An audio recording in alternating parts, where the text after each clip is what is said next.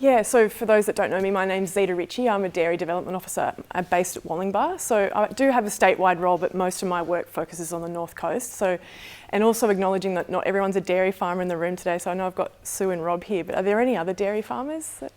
No, just the lucky two. So yeah, please pull me up if there's anything technically that you don't understand there. But I'll try and keep it short too. But I just firstly like to acknowledge, I just wanted to touch on a project that we've been working on called the Dairy Businesses for Future Climates project. And I guess Joe's talked about carbon, so that's one sphere or aspect that we're focusing on the farm, but then bringing it back to linking it to Brendan's first presentation, what are we doing, how are we adapting on farm and things that we can do in the future. So I'd just like to acknowledge the work of Dan Armstrong, who's a dairy business consultant in Victoria, and Dr. Brendan Cullen at Melbourne University. So they're really the technical leads on this project, so that I'm sharing the results that I've been working with them on this. And I know that in Brendan's presentation, he actually referenced some of the work that Brendan Cullen's been doing at Melbourne Uni. He's done a lot of like dairy research and future climate stuff around pasture production, that kind of thing. So they're definitely, if I can't answer all the technical questions, I will follow up and I can get back to you. So look, I think the thing that I found really amazing about this project is taking that kind of the science, what Brendan spoke about earlier, out to 2040, and as Brendan said in the video, grounding that in reality. So it's kind of taking the projections in temperature, rainfall out to 2040, but like what does that mean economically on the farm if under those scenarios, and then looking at options, if we make certain options around that, then what's the impact and the financial implications of that? So as Brendan mentioned in the video, we selected a case study farm near Kempsey, so to be representative as best it could be for other farmers in the region. And then we set up the reference group, and then we worked with Dan and Brendan over about a period of 18 months. So first of all, getting all the economic data on the farm, physical information, then doing the modelling out to 2040, looking at what the differences in temperature and rainfall would be. And then looking at, okay, well, what are our options to adapt? So then we brought the reference group together to think about, okay, well, realistically, what did the case study farmer, what were the big issues for them, and what are the things that they wanted to look at? And then looking at 3 options. So we looked at intensifying the farm, simplifying operations, and then adapt. And I'll go through each of those options in further slides.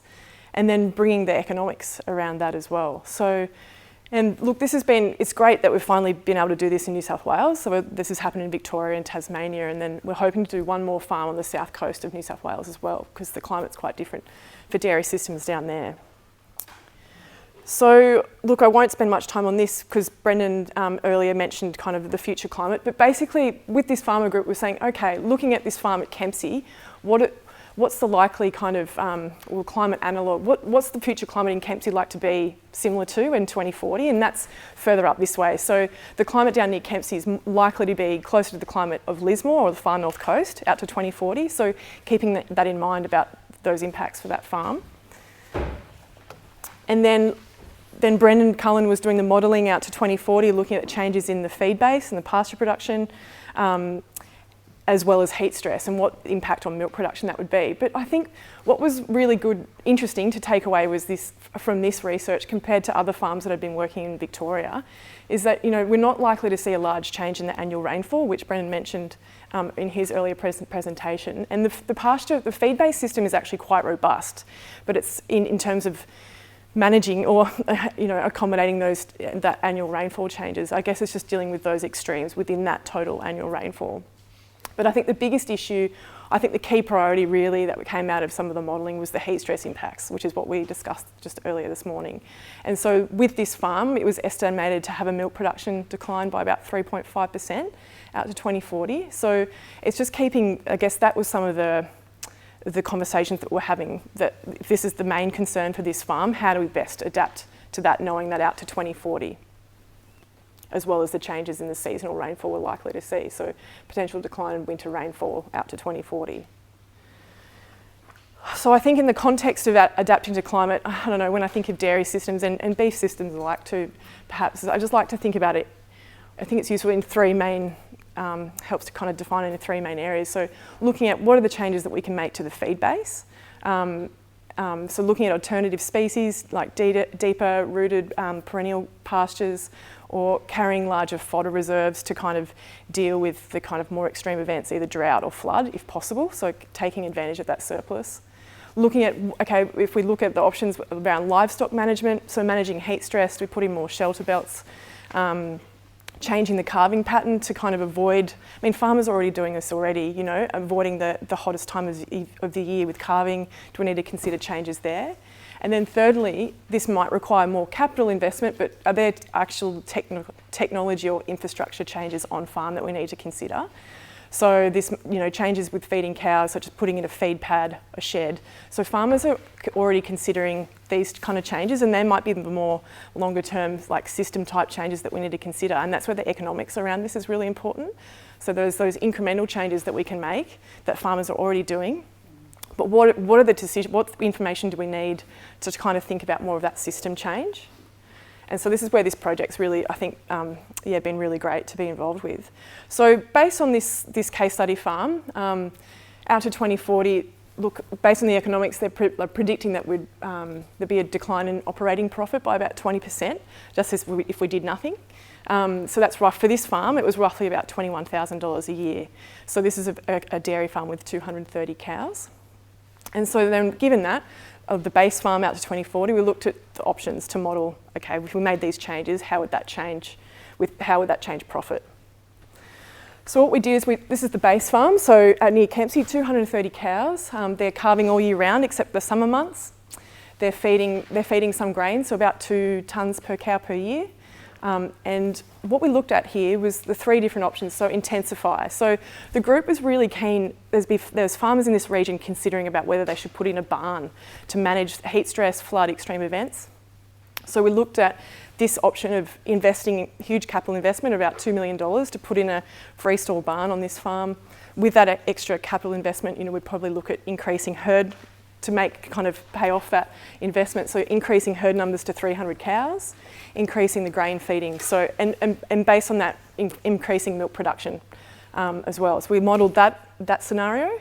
The second was adapt. So this is kind of looking at more moderate capital investment, which is this case study farm we're particularly interested in already considering, about putting in a feed pad and putting a shade or a shed over that feed pad to kind of reduce heat stress on the cows coming in to get fed into the dairy as well. So with reducing the heat stress impacts with the feed pad and the shed, hopefully would increase milk production, that's what we're anticipating, but keeping everything else relatively the same, keeping the feed base the same. But and the third one was simplify. How about we take the system right back, we drop cow numbers, have less reliance on bought-in feed, so drop concentrate feeding, maybe change the calving pattern to split calving, so reducing labour, so not calving all year round. So we're trying to get kind of 3, you know, contrasting options to look at there and how that would pan out. So look, I won't go too much into this graph, but really, and what we did was we looked at the profit for each of those options. So this is a box and whisker plot. Basically, it's for each of those options, so we've got the base farm and the base farm out to 2040. So that's the existing farm as it is now. We've got the feedlot option. And basically this is showing the distribution in possible, so this is the economics. So they ran a number of iterations around different milk price, if it was a dry period, supplementary feed prices. What's the kind of likely range in returns that we'd get from each of those options? And the main thing I just want to point out from this graph is showing that either option, we were likely to see a reduction in profit across all of the adaptation options. So the future climate was going to have an impact no matter what option we were going to pursue. Just want to mention that this was modelled with an $8 kilogram of solid milk price. That's probably not mostly relevant to the dairy farmers in the room, but you know, currently now we're getting close to $9, $10. So this is modelling economics out to 10 years. So we're taking more of an average milk price because milk price goes up and down. So profits driven by not only climate but also milk price. So, but this basically shows that the feedlot option is highly exposed, it's at higher risk, highly exposed to the supplementary feed price. So if we move to more of an intensive system, we might have more control with managing heat stress in some ways, but we do expose ourselves to buying in more feed, particularly in a dry period. And then you can see further along, we've got the adapt option, which had kind of similar returns to that of the base farm. And the simplify option, we're much less exposed to risk to the external supplementary feed prices, particularly in a dry period. But because we're dropping cow numbers and moving to a simplified, more system, we're actually, the piece of the pie decreases. So although we're kind of minimising our risk, the overall profit of the chunk of the pie is less. So depending on the future plans for that farm and how you want to service debt and all those things you've got to consider. So there's pros and, this is not to show one option is better than the other, there's pros and cons of all of them, and it really depends, again, what the farm is wanting to achieve in the future. So to kind of wrap that up, I've also got another slide that actually has the breakdown in profit, like real terms profit for each of those options, but I thought I won't present all the figures, but if you're interested, happy to chat over morning tea, you can show you the differences there. But basically the feedlot option, it can perform really well at a high milk price. So at a high milk price, at $9 or $10 rather than $8, this becomes kind of the most attractive options in terms of total profit or return. But a high equity position is pretty important if you're going to invest, $2 million in a setup like that, and how long you're going to stay in the industry for, and your attitude to risk being highly exposed to the supplementary feed prices when we're in a dry period. The adapt option is an interesting one too, because it allows for some of those the adaptation to heat stress, but with moderate capital investment.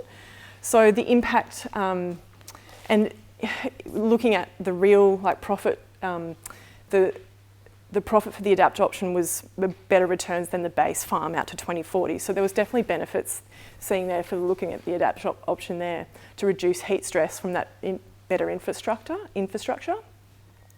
And the third one was simplify. So all the other risks are reduced, and it really does perform well when there's high supplementary feed prices in a dry period. That's where it's kind of advantageous there.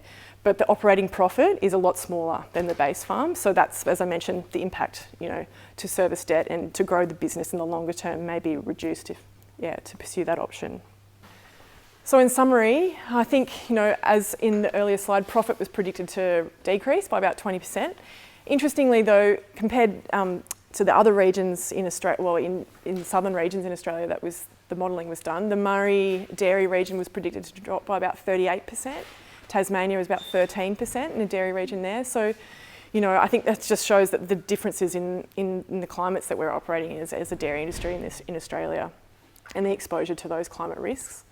Managing heat stress is really the key priority for this farming region, and the same as it's KMC is the same for up here.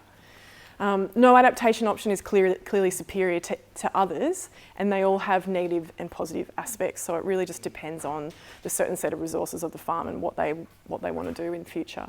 But the adapt option does provide a reasonable strategy with moderate capital investment to kind of mitigate those impacts of heat stress. So profit is obviously very dependent on milk price as well as climate in all of these scenarios as well. So I hope that gives you a bit of information about the project, and happy to answer any questions or have a chat if you want any more of any of the other information on the slides too. That's fine. Okay, thanks very much.